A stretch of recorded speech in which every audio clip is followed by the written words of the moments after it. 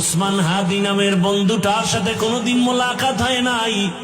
ও আল্লাহ, কিন্তু একটা পশু কেউ যদি আক্রমণ করে পশুর উপরে সহ্য করা যায় না, আর সেখানে একটা তাজা প্রাণ চলে যাবে।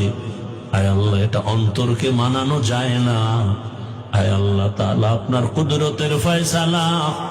আয় আল্লাহ, আজকে শুনলাম তিনি দুনিয়াতে জিন্দা নাই। আয় আল্লাহ, তাকে শাহাদাতের মর্যাদা দান করেন।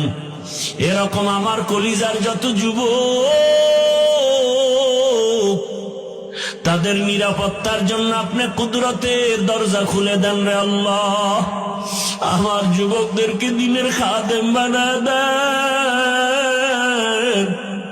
আয় আল্লাহ, প্রত্যেকটা যুবকের দেশের জন্য আপনি ঢাল বানায় দেন। আয় আল্লাহ, কত যুবকের কথা শুনলে কলিজাটা ঠান্ডা হয়ে যায়। আমরা দিনের কাজ করি, দেশের কাজ করি, জনগণের পেছনে খেদমত করি এক লাইনে, আর আমার যুবক বাবারা কিছু আছে তারা ভিন্ন লাইনেই দেশের জন্য কাজ করেন, জনগণের জন্য কাজ করেন। আয় আল্লাহ, দেশের দরদি, জনগণের দরদি, দ্বীনের দরদি যারা, কুদরতের দ্বারা তাদের হেফাজত করেন আল্লাহ। আপনি ছাড়া আমাদের আপন কেউ নাই, আপনি ছাড়া আমাদের নিরাপত্তা দেওয়ার কেউ নাই।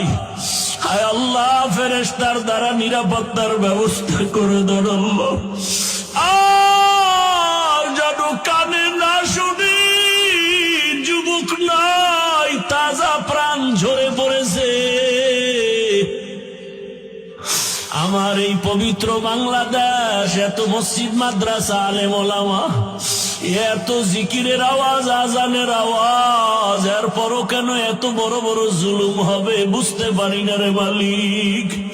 ও আল্লাহ, গুনার কারণে বেজার হইয়েন না, হেদায়াতের নূর দিয়া সিনাটা ভরপুর করে দেন, 5 ওয়াক্ত নামাজি বানায় দেন। আমার কলিজার যুবকদের দেশ ও দিনের খাদেম বানায় দেন। আয় আল্লাহ, দেশের জন্য, দিনের জন্য, জনগণের জন্য আমাদেরকে নিরলস আমানতের সাথে কাজ করার তৌফিক দান করেন।